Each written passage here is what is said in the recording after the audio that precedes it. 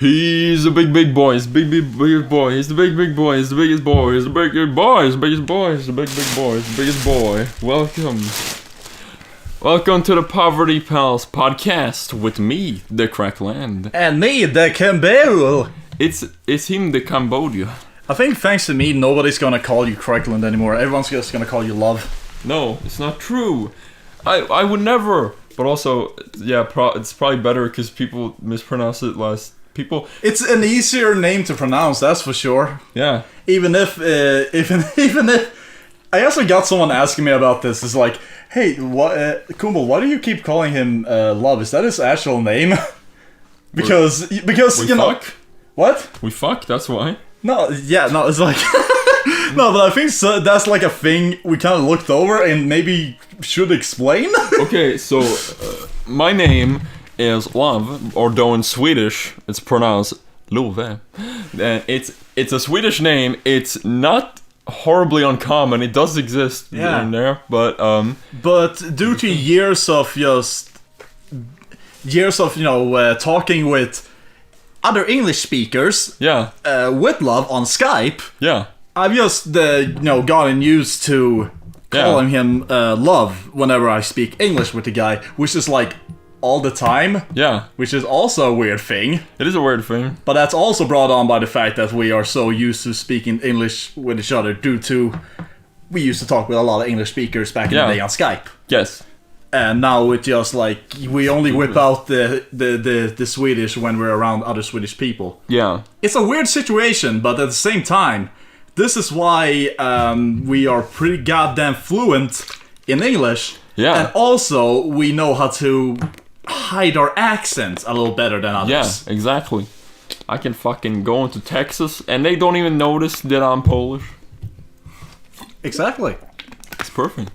So, at the beginning of this podcast, I want to give a shout out. I want to shout. Oh! And here's my shout out, okay? Oh. So, to Poverty Palman, Man of Poverty, Sonny hypes it up. I believe he asked a question in the Poverty Palz 10 thing, but yesterday, he fucking got on Discord. He said, bro, I'm gonna help you with your computer. He brought me into the Matrix. He put on the glasses. He offered me the blue pill and the red pill, and he was like, which one do you want? And I was like, which one do you think? And he fucking showed me some computer shit, and he was like, hey, this is why your computer's fucking dumb, and can't record fucking video games. Yeah. So thank you, Sonny hypes it up.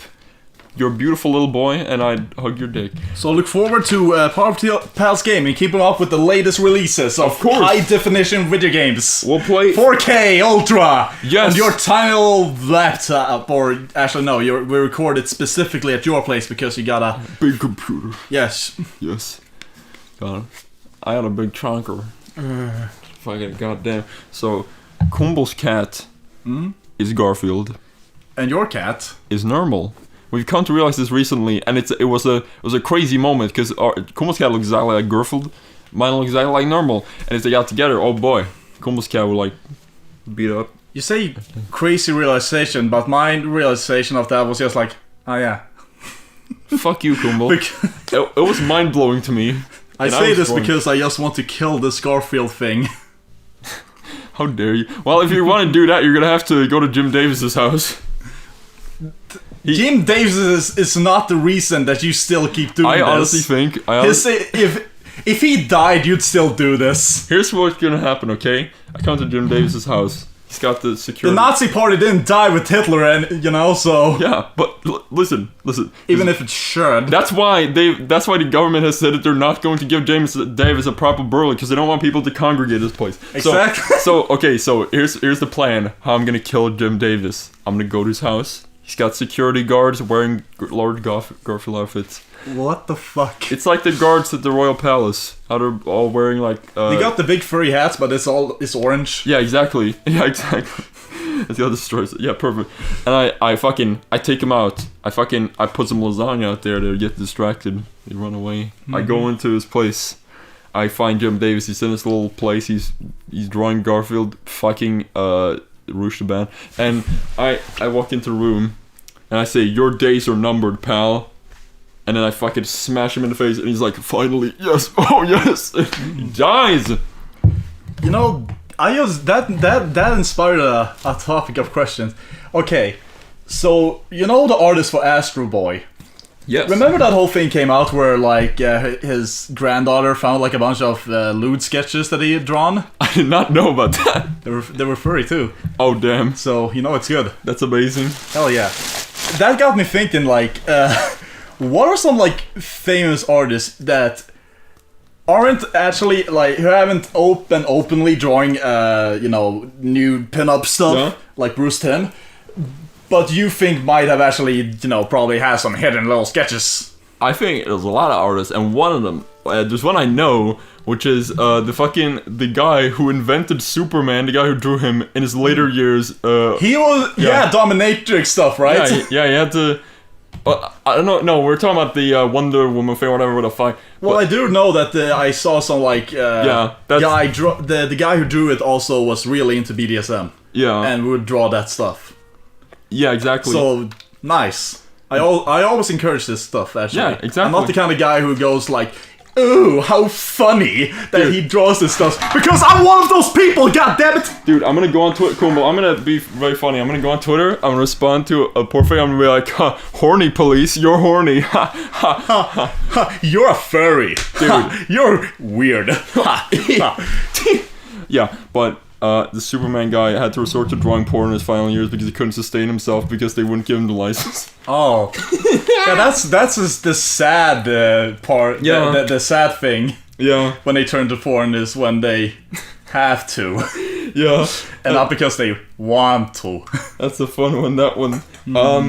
Okay. Every single fucking every single manga artist has to have drawn porn of their character. There's literally no way. So, love, I got a hypothetical for you. Okay. Okay. So, a spookum fucking witch comes up to you and says, "I have put a curse on you, love. Okay. You forever now will bump your toes into corners and edges more often than you normally would." It's not. I don't like that at all much. Yeah, no, that's a horrible curse, right? I don't like it. But. So you have this for a little while, and obviously that's painful. Then some fucking either like some guy comes up and is like, "Hey, dude, I can do this operation for you to fix this problem. I could put ice on your toes, so that you can see from your toes, and that way you won't really, it'll be much harder, to bump into corners and edges and stuff like that because you'll see them." Would you take this operation to fix your bumping into toe problem? This feels like it would only make the problem worse. Only if you bump into things with your eyes. In that case, you can only blame yourself, really. I know. But yes, it will be. But I'm retarded. It would be extrudingly more painful, of course. Yeah, the eyeballs would die. I don't know. I would go back to the witch and I'd say, "Fuck you! I don't like this at all. Hey, cut that out." That's the right answer, love. Exactly. Sometimes you just gotta tell them, "Hey, fuck you." Yeah, exactly. Hey, stop it. Exactly. And they'll be like, "I'm sorry. I'm sorry. I thought it was a funny meme." Yeah. It's not funny to me, witch. No. Oh. That was a great hypothetical. great hypothetical. Was it noticeable that I fucking literally came up with it in this day and did not write it down at all? It was. And just was like a fun thought in my head that I was like, "I'll put this in." Yeah. Anyway. Oh my god. Okay, Kumbel, what would you do? Okay, here's my hypothetical. You find out you have a long lost cousin. Mm-hmm. They're 200 years old. Well, how are they 200 years old? That's the spooky thing. You're like, "What? How is my cousin 200 years old?" They come to your house. They're like, "Hello, Kumbel. It is I, the cousin who is 200 years old." And they demand that they have to be in your life at all times. They want to play the ball with you. I call the police. Oh, yeah, that makes sense. But would you just kill him real fast? Would you just bash him with a baseball bat? Knock them over and they die? That is a preferable option to fucking calling the police, because I ain't having no fucking 200-year-old, basically a corpse man. Yeah. I'll just say it was a zombie, okay? Yeah, exactly. it was a zombie, and he come and was like, oh, thank God. Oh, are we gonna hide out at the shopping mall? Zombies. No. Zombies, everybody. Zombies. It's zombies. Remember zombies? That thing from the late 2000s? Wow. Yeah. I don't know. I was never one of those people who got like furiously annoyed with zombie stuff because same here. Because I don't know, I always liked zombies. Yeah. And that's just because I like drawing gory shit. Yeah. But I definitely get it. Yeah. You know, at some point it turns into a entire concept. I fucking at some point like used to like I got into The Walking Dead through the comics before the show became a thing. Oh yeah. You know, because this one store in our town started selling these comics. Yeah. And so, you know, I bought one, then I bought another, and then I kept buying them for a little while. They were pretty good. Yeah. Actually. I like the first... Okay, they definitely got a new illustrator after the first book. And I like the first book's illustrator a lot more, but other than that... You know, I do think they're solid. They're solid, but the show, oh man, show ain't that good. Well, here's the thing. I watched a single episode of the show, the first one, and it's like a mini movie. And then after that, I felt like I was done, and I never watched anything ever again. Yeah, it's pretty okay. I mean, I did watch like a good couple episodes, mainly just because like I liked the comic. Yeah. So I felt like, oh, you know, if I just keep watching, I'll probably enjoy it. Yeah. But then I was like, nah. It's pretty dumb. Oh, it's all dumb. Okay. Yeah, it's just a little boring, if anything. It's true. Cannibal, let me tell you what I have to say. I have a little classic TM, put a little trademark on it. Poverty Palz, angry. Poverty Palz rant. Oh boy. Let me talk about a thing called isekai, okay? I need people to fucking realize this because, okay... Already already we made it clear this is a thing people don't really care about, but... Go on. Oh, yeah, okay. Here's the thing. Okay, so... Let me explain to you, Kumbo, what an isekai is, because some people don't know what it is. Yeah, and that's why I said who would care. Yeah, okay, here it is. So, isekai is this fucking... genre of anime and I guess manga, I don't know, but it's very popular at the moment, where it's just the whole concept of it is just, wow, it's a regular guy in the real world, but he gets transported to magical land with fucking a bunch of girls and shit. What I don't know. Like a harem thing? I guess sort of, but it's mostly just like, wow, they're in a magical land with a bunch of fucking girls, and it's half of the fucking animes nowadays are just that. They're all trying to be that fucking thing, and like, really? Literally, like, this is not, like, I know how sometimes people hyperbolize this, but literally all of the main characters look the same. Literally exactly to a T. Oh. And here's the thing, I like exactly, well, okay, I probably like a few, but the one I like is Konosuba. That one's nice. I like the characters, they're cuties, and I don't hate the main character, which is nice. I watched a new one yesterday that I did not like. It was called Princess Connect Dive. I don't know what the fuck it was called, but I'm so fucking tired of this. They fucking come to the land. This guy, he's like, oh, I'm a guy, and he's fucking retarded. This girl who's like, oh, I'll take care of you. It's like, why? Why is this bullshit? Fuck you. The only character I like is that one cat girl. Everybody, send images of... Just take pictures on your TV from the show and send me. Okay, you know, this can lead into a topic. That definitely, like, the whole idea of, like, just tired fucking concepts for shows and things. Yeah. Number one for me is with adult cartoons. Oh, yeah. There are two specific things that I fucking... And I'm not even talking about, like, how everything looks like Family Guy. Yeah. I'm talking about the fact that everything, because of Family Guy, has to be a fucking family thing. Yeah, exactly. You know, it always has to be the American family thing, and I'm so bored with it. Yeah. Like, even Rick and Morty fucking has it, yeah. And it's the most boring parts of Rick and Morty. Yeah. It's just like, I don't know.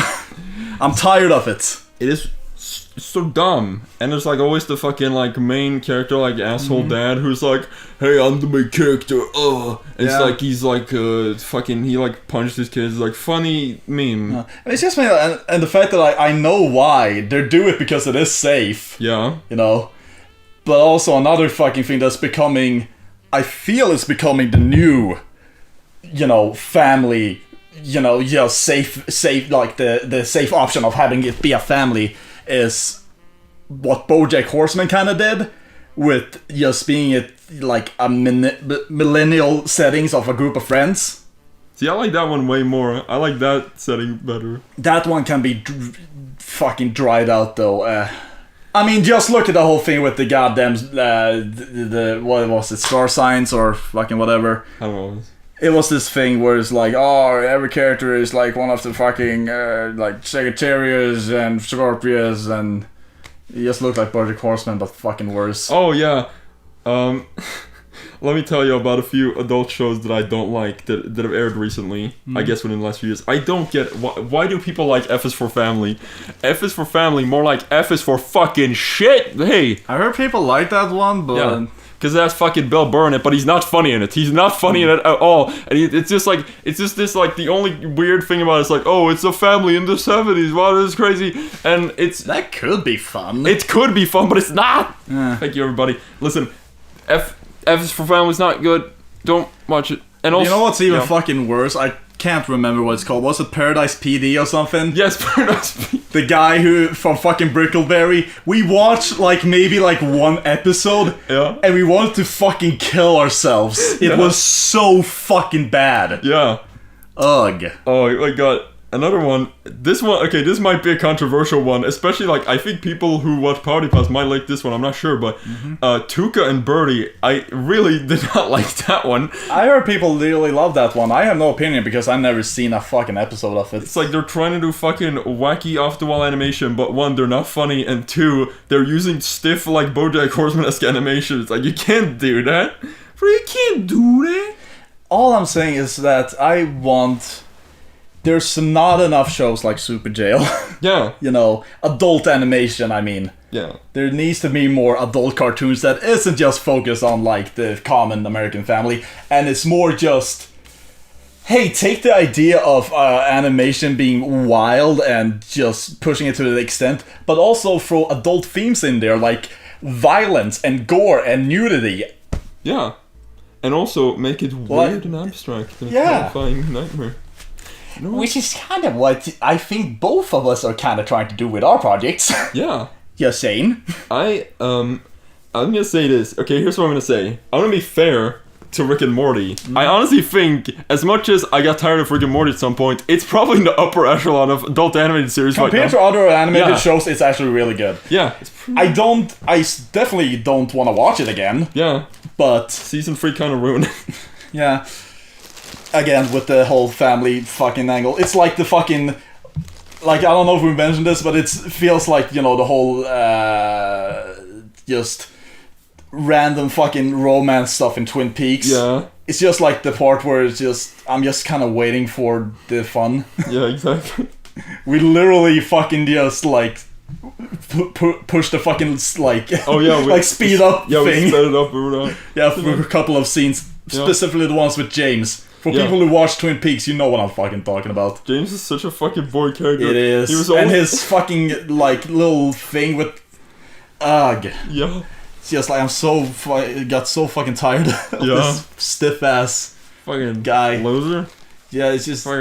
Anyway, people who don't watch Twin Peaks are feeling probably very alienated right now, so... Yeah. What a great topics list you have. There's compared to the old one, there's just a fucking... Listen, we have 2 topics lists on the table. Listen, one of the topics, and I'm reading it directly off of what it says here, and I believe this is the last thing I wrote on the paper, I'm not sure, but the topic says, Jello Biafra and his magic saffron. You want to talk about Jello Biafra? I just want to talk about how there's going to be a new album by Jello Biafra and the Guantanamo School of Medicine, and that's fucking hype. Who, if you don't know, is the original songwriter and singer of the popular punk band Dead Kennedys. Yes, and Dead Kennedys, and it's like, okay, so the Jello Biafra and the Guantanamo School of Medicine is the closest.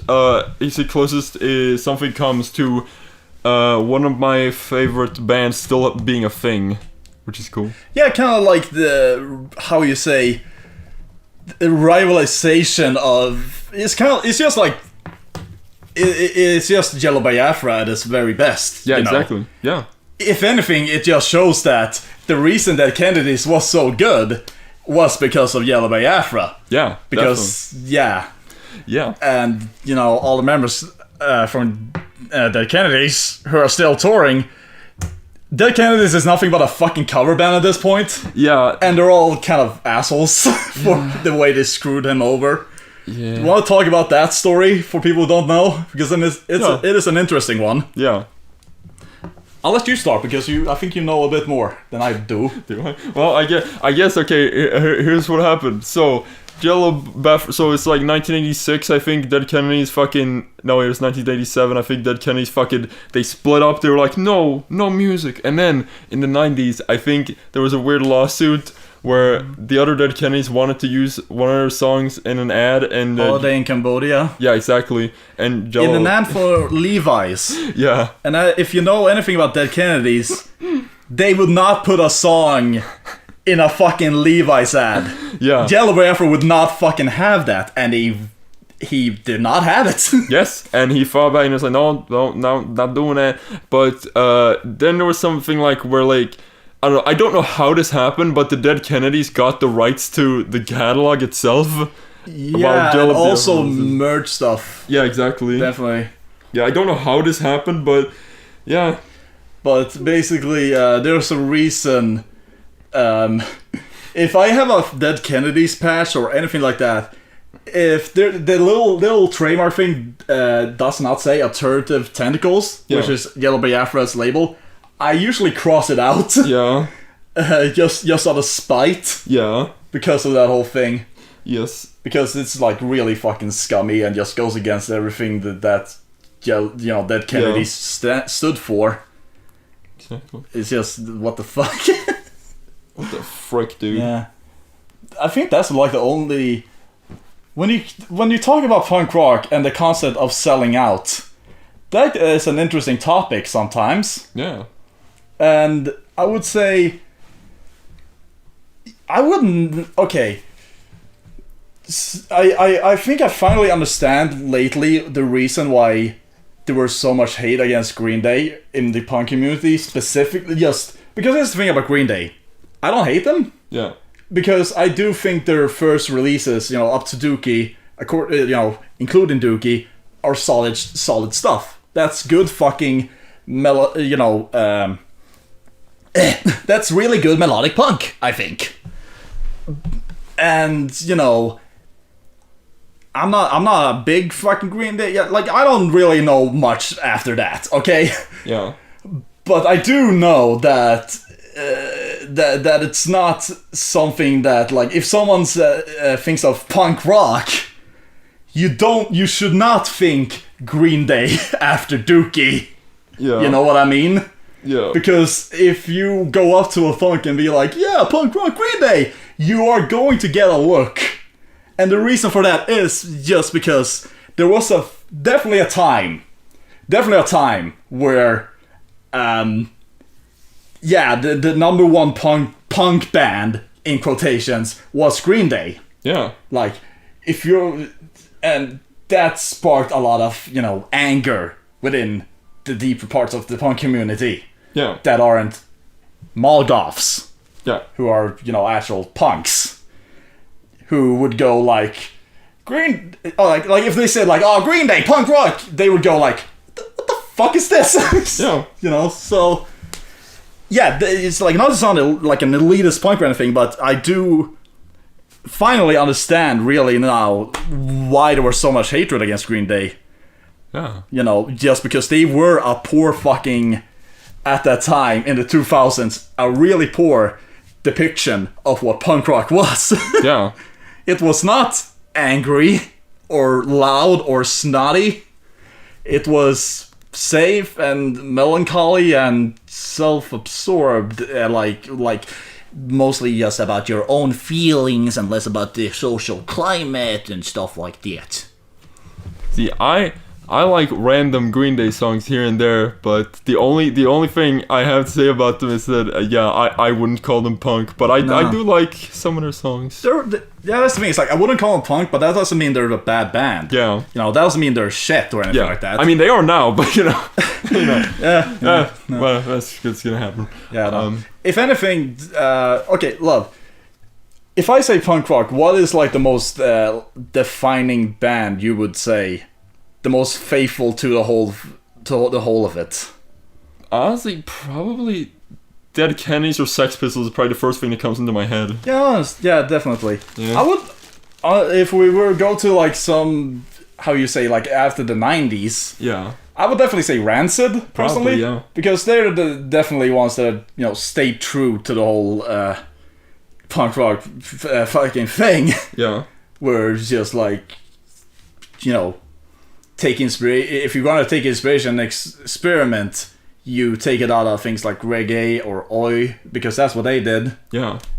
Basically, just keep it simple. Yeah. You know, don't go fucking all new wave and shit, but just keep it like it's. Because here's the thing about punk rock, it's just taking, just it's rock and roll in its purest form. Yeah. When you really think about it. Just taking rock and making it simple. Yeah. You know, you could go, you know, up and beyond with it, but it would not be punk, I would say. Probably. You know what? I'm trying to really like. I'm probably not explaining this in a good way at all. What do you think? I don't know what I think. It's a thing. I don't know. Listen. It's a very, very confusing topic. All that I know is that there's a fucking car outside of my house. You know what? That's a better topic than whatever the fuck I was talking about. I just want to tell a story because it's a little funny. Because you kind of teased it in the previous episode. Yeah. So, there was one day about a week ago or so where there was this car outside of my house, and it was just like it was parked completely on its side on like the lawn or some shit. I don't know. It was weirdly parked. And the guy was just fucking like, what was he doing? It was like revving his engine? Yeah, he was revving his fucking engine. And so I got up to the window and I flipped him off. And it was like right outside, like he could see me. And when I flipped him off, he started fucking just honking his horn. He just laid on the fucking horn. And so I took out a piece of paper and I started pantomiming, writing down his license plate number, and he got horrified. He just immediately stopped, and I could see the terror in his eyes. It was really funny. It made me chuckle. Chuckle like a little boy. God. Fucking... Oh. Sometimes you just don't fucking give a shit, like... Yeah? Throughout your life, you always kind of like, oh, if I do this and this and that, it's like, oh, maybe they get real angry at me. Yeah. At some point, you just go like, fuck you. Yeah. Sometimes you just... Without thinking of consequences, and those are always such fun moments. Yeah. Oh, yes. I just think that story is funny because of how fucking scared it got. Yeah, exactly. It's funny. God. That's my neighborhood, ladies and gentlemen. It's a shit one. It's just people revving their fucking engines with seagulls. Seagulls. Yeah. So, I recently looked it up, and you can actually kill seagulls quite easily if you mix rat poison into bread and give it to them. Now, what I think... You can do that. You can do that, but you could also probably call the town council and say, hey, we got a problem. Can we do anything about this? I don't think they're gonna do shit. Have you tried contacting them? No, and also if I do end up killing them afterwards, that won't be a good luck. What? Well, I don't know. Listen, I'm gonna get my little snackies. Seagulls! Listen, let me give you the experience. Ah! Ah! It will also be bad because it's not worth going jail over for fucking feeding rat poison bread. Do you think you're gonna fucking do you think you're gonna see me in the act and fucking put me in the jail? Fuck no, because I know you're smarter than that. Come on, but I'm gonna go up to the police and I'm not actually going to kill them, by the way. No. I was considering it seriously for what I could do. Listen, if you ever gone to jail for fucking killing a seagull, good. Hold on, man. Wait, no. Yeah? You're eating with the mic on. You know how fucking infuriating hold on, that I'll shit just is. get a little. Hold on. Well, just... This is the worst thing ever. I've said this many times to Love. Never eat during recordings, because it's fucking infuriating. How about you eat my ass? I'm Garfield. What have I watched recently? What have you watched recently? Oh yeah, I watched a bunch of old anime. I've watched fucking Nausicaa. Is it called Nausicaa? Yeah, it's Nausicaa. That one, the first Ghibli movie. Oh. Pretty epic. I watched Project Echo with a bunch of people on the server. It's a funny movie because it was originally going to be a hentai, but then it was transformed into a regular anime. We finally started watching Cowboy Bebop together. And it's pretty epic. Yeah. I like it. Even if I fucking bitch and moan about it for fucking ever. Yeah. For us to watch it. Yeah. It's my favorite anime ever. It's darn good. Yeah, no. I think it's the first... I think you might have noticed, this is the first time we watched a thing where I'm just going over like fanboying like a motherfucker. Yeah. Just being like, oh, look at that detail, look at that little thing, oh, good. Yeah, and I'm like, cool, but settle down, friend. And I'm just sitting here like, I'm just a normal human. Yeah, but I'm bringing that up because normally it's you the one doing that. It's true. Like, I think you were doing that a lot during JoJo, but I just, like, agreed. Yeah. Because JoJo is cool. It's epic, man. Yeah. Speaking of that, there's actually... There's something we need to watch that I haven't seen this, and I need to track it down, where apparently after JoJo Part 4, there were, like, a bunch of OVAs about Rohan going on a little adventure. Yeah, you mentioned this. I need to get them. I need to get them. Yeah, that'll be fun. That'll be amazing. What the heck was I gonna say? Habu, dude!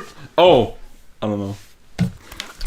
I believe the ED to Cowboy Bebop is called The Real Folk Blues, which is the name of the best Howlin' Wolf album. Thank you. Everybody, listen, howlinwolf.com.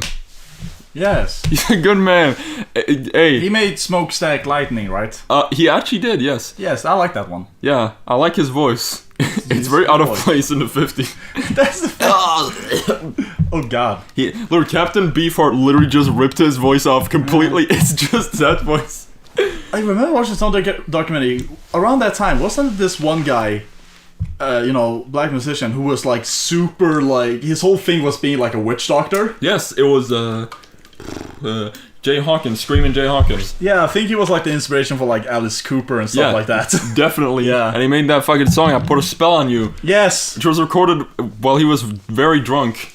It's amazing because like there's a video on it and it's a really cool story because the original was like this sort of very traditional like blues number like I put a spell on you and then he was like, hey, I want to make it different, and so he got every single musician drunk. He went back into the studio and recorded this insane thing where just screaming and then going on, and it became a revolutionary song because he just fucking went off the rails on it. Oh yeah, no, it's like just like Alice Cooper back in the day. Is like scared the shit out of people. Yeah, I love hearing those little stories of like bands just like that we would call pretty like or used to actually.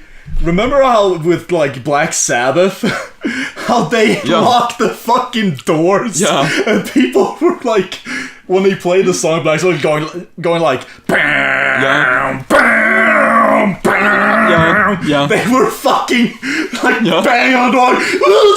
Yeah. Oh my goodness. Yeah. There's also another fun story. Yeah. Hawkwind. Ooh. The first, this band Lemmy from Motorhead was in. Yeah. They used to put LSD in people's food during shows. Oh my god. Yeah.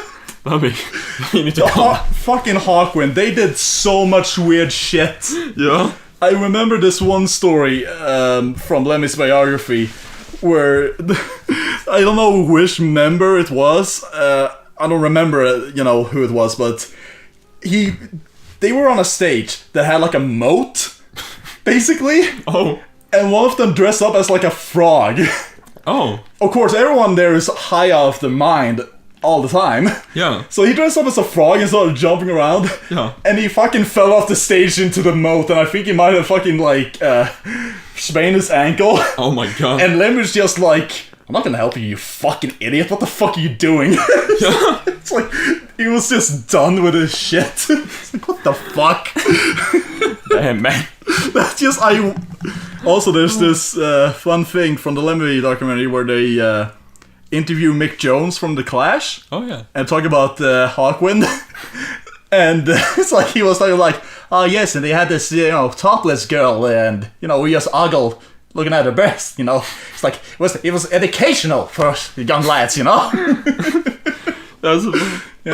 oh my god. Cool, that leads pretty well into the music segment. This has been very much music talk in this, though. It's true. I think we sort of veered into it. Yeah. Okay, Kumbel, do you want to talk about yours or should I talk about my issue?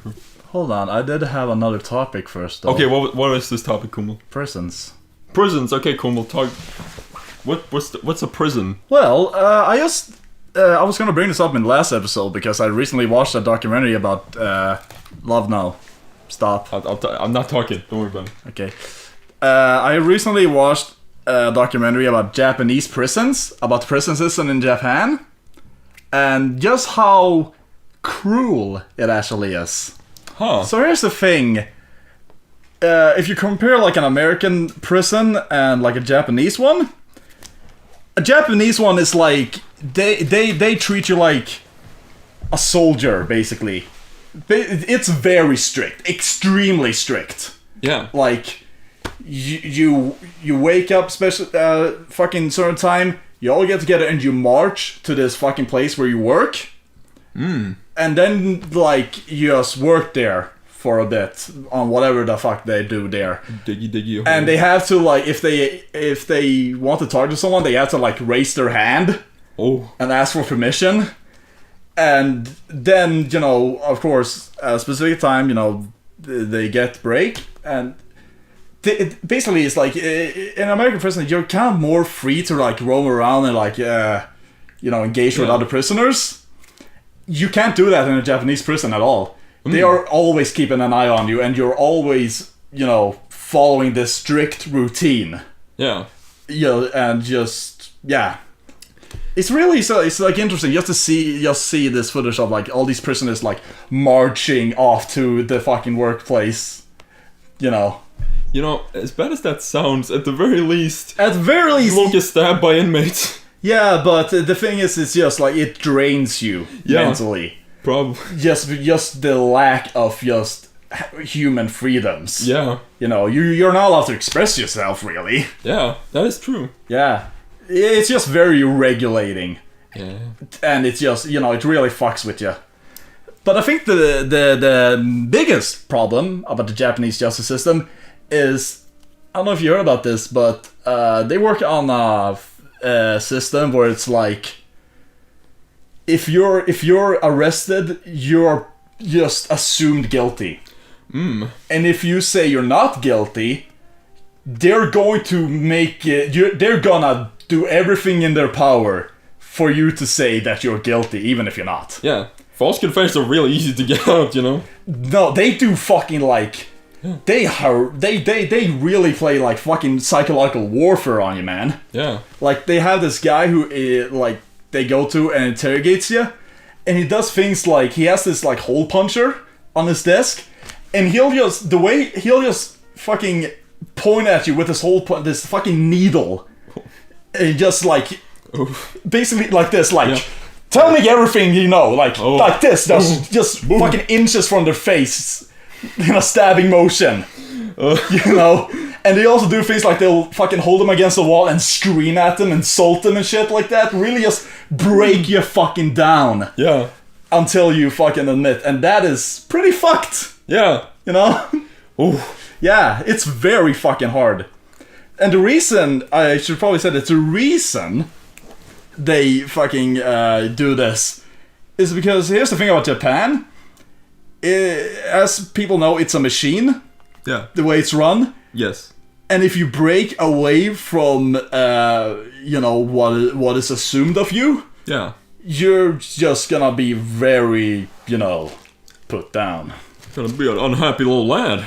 Yeah, people are gonna be really fucking mean to you. Yeah. And, the same goes with the justice system. However, this is nothing compared to what I've recently learned about from the Soviet Union. This is actually really fucked. Okay. Hey, Future Love, put wacky music over to Joshi's Island music. I don't even know if I can make many jokes about this, but I'll keep it brief. Okay, so, during during a time in the Soviet Union, they were capturing a lot of people and putting them in gulags to a point where they were kind of filled to the brim. So someone said like, hey, there's this like little island in a river in Siberia. What if we just send some people up there, you know? And Stalin, being Stalin, was like, yeah, fucking do it. Yeah. Yeah, and the guy who came up with the idea was so fucking like excited to do this that the day before it was even approved, he sent out like secret police to go on the street and like get vagrants and people whose crime was just like not walking around with a passport on them and hurl them onto a train to Siberia. Of course. Yeah, to this island, which it's next to a village called Nasinsky, I think, something like that. It's called Cannibal Island. Uh-oh. So here's the thing. They put them on this island. Basically, most gulags you're forced to do labor. In this place they said, here's a bunch of trees on this island. Build fucking cottages. They didn't give them any tools though. Or anything. And they also... Okay, so the island is on a river, as I said. And on the shore we got the guards. And they're having a whale of a time, you know, they got food, they got alcohol, and they're just, you know, living it up. Yeah. Having a great time. While the people in the prison have fucking nothing. And remember, this is Siberia. It's cold as shit. So a lot of people died, you know, due to hypothermia. And due to the lack of food, yeah, there were plenty of bodies, so... It's a big uh-oh. Yeah. And eventually, it got so out of hand that gangs started to form up on this island. Gangs of cannibals who would just like... basically like... Okay, so there was this other thing, like you could, you know... I think they had some way to pay for like food from the guards, like some sort of money. Or something like that. I know the girls traded, you know, their bodies for stuff like that. Yeah. Sick. Fucking, yeah. But yeah, they would basically like rob other prisoners or just kill them and eat them. Seems like a good idea, yeah. Anyway, music talk.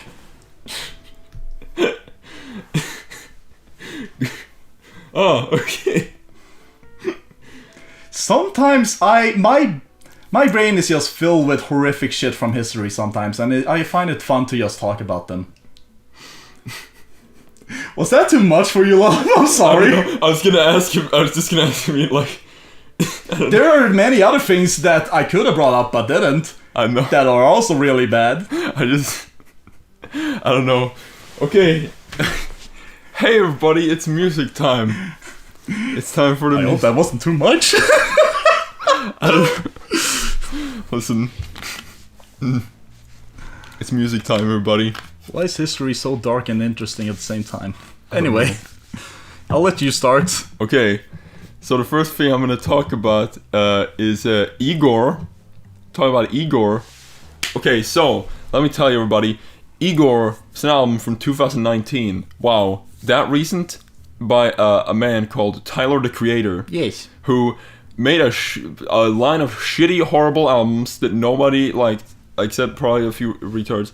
Then he made an album 2017 called Flower Boy, which is okay. I kind of like it. But he made an album in 2019 called fucking Igor, which is a fucking masterpiece. It's like probably like, might be, I don't know, it's possibly the best album of 2010s. I'm not sure.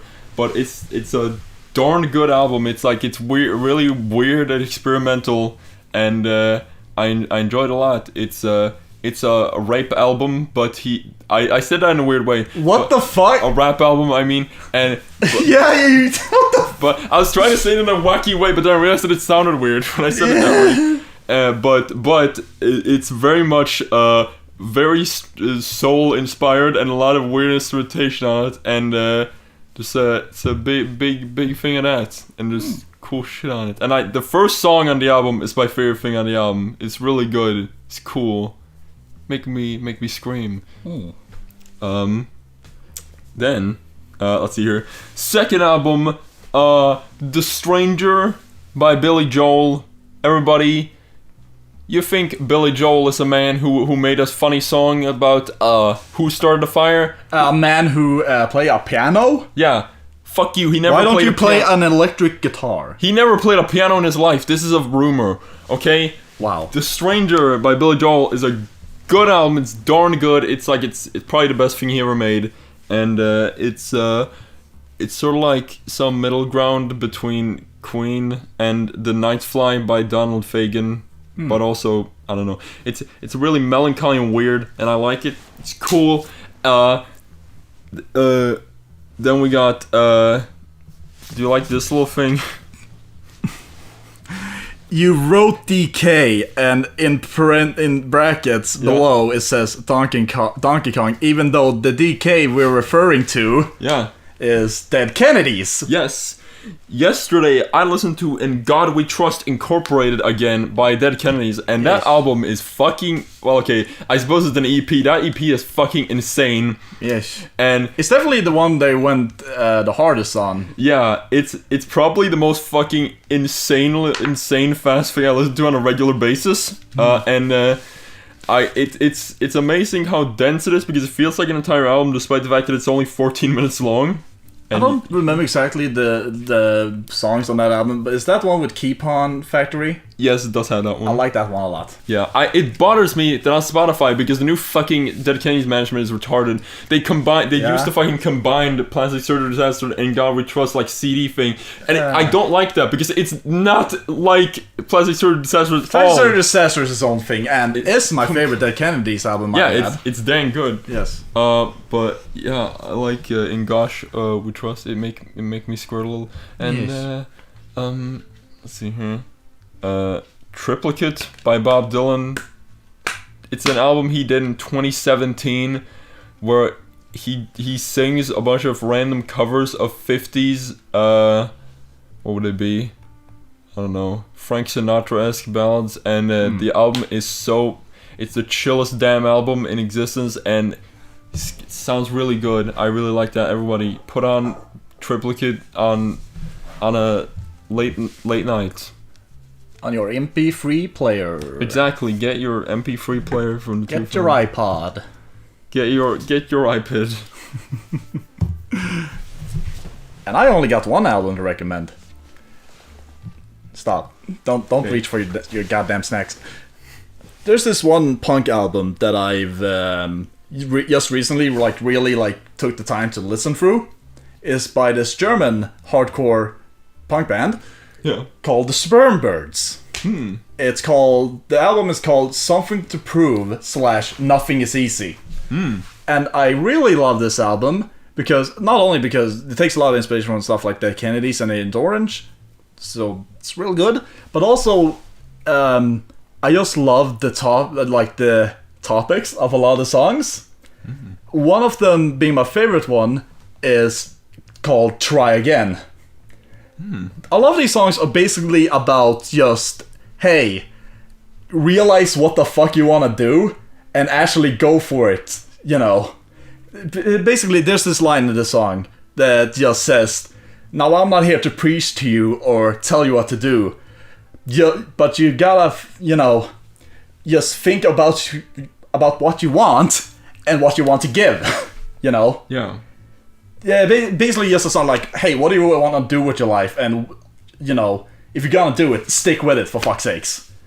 That's why there's also the song Nothing is Easy, Yeah. It's just a fucking bunch of songs of encouragement to a person like me who has realized that after being unemployed for a long time and having a lot of time to work on my dream projects, I'm sitting here thinking, what the fuck, I see two directions. Which one am I going with? And I'm pretty sure I've chosen which one I'm going with, being my dreams. Yeah. And with the realization that this is gonna be fucking hard, But I know that is the most important thing for me to do, Yeah. And I think that's something many other artists at some point gotta realize. It's like, what path do you want to take? The one that leads to fulfilling your dreams, or the one that gives you money? Yeah. Because the reality is that sometimes these two paths don't, at the beginning, are not in the same. You know what I mean? Yeah. Yeah, sounds interesting. Yeah. So yeah, there's a damn good album with a lot of good songs that make you think about what you want to do, and also encourages you to fucking do it. Man. That's cool. It's also got a song called Playboy Subscriber where the repeated line, "I'm gonna come all over your fucking face," is his song, so that's good. I'm sold, bro. And also one called Texas Cowboy about these Texas cowboys who get horny for the horse. That's a great one. I like that one. I think you're gonna love this album, honestly. If there's one thing we love here at Party Palz, getting horny for the horse. No. Thank you. Oh, so that was the podcast, ladies and gentlemen. Yes. Thank you for listening. This has been a little chill. Thank you, ladies and gentalians. I am sorry if I disturbed any of you with my fucked up tale. Goodbye, everybody.